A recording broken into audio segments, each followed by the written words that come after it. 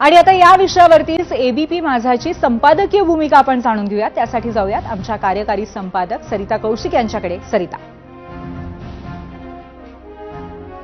धन्यवाद पूर्वी। मतदार याद्यांमध्ये घोळ हा प्रश्न गंभीरच आहे, पण म्हटलं तर हे काही पहिल्यांदाच होत नाहीये। सामान्य नागरिक ज्यांनी अनेक निवडणुकांमध्ये मतदान केलंय त्यांनी आठवून बघावे, कितीदा आपल्या आजूबाजूच्या लोकांची नावे अचानक याद्यांमधून गहाळ असतात। कितीदा मतदानाला जाऊन सुद्धा मतदान करता येत नाही। कितीदा जो मुलगा किंवा मुलगी गावात राहतच नाही त्याच्या नावावर मतदान मात्र झालेलं असतं। त्यात दुबार नावे, चुकीचे पत्ते वगैरे आलेच। हे जसं आपल्याला माहिती आहे तसंच राजकारण्यांना सुद्धा माहिती आहे। मग आज नवीन काय? नवीन हे की विरोधकांनी या महत्वाच्या बाबीकडे लक्ष वेधले। हे राजकारणानं प्रेरित आहे का?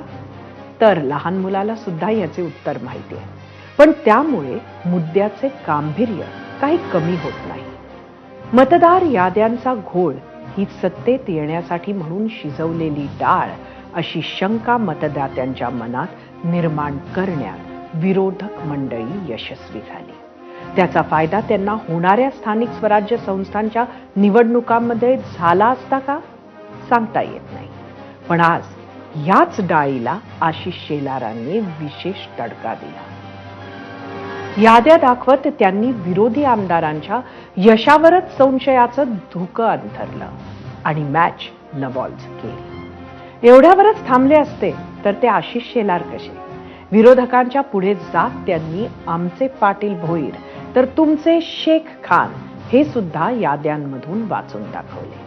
आणि याद्यांच्या घोळाच्या निमित्तानं सुद्धा मराठी हिंदू, हिंदू यूपी बिहारी मतांना भाजपानं हात घातला। त्यामुळे याद्यांवरून रंगलेलं हे राजकारण इतक्यातच काही संपेल असं वाटत नाही। राजकीय आक्षेप मात्र सोयीस्कर आहेत। याद्या दुरुस्त व्हायला हव्या। मग ती नावे पाटील भोईर असो की शेख खान, ही लोकशाही जिवंत राहावी असे वाटत असणाऱ्या सामान्य मतदारानं लक्षात ठेवले पाहिजे। पण त्याहून महत्वाचे, या याद्यांच्या घोळामुळे भ्रष्टाचार, रस्ते, कायदा सुरक्षा, रोजगार, सामाजिक आर्थिक सर्वांगीण विकास ज्याबद्दल सुद्धा या नेत्यांनी बोलणे अपेक्षित आहे, त्यावरून मतदानाला जाताना सुज्ञ नागरिकांनी तरी लक्ष हटू देऊ नये। पूर्वी।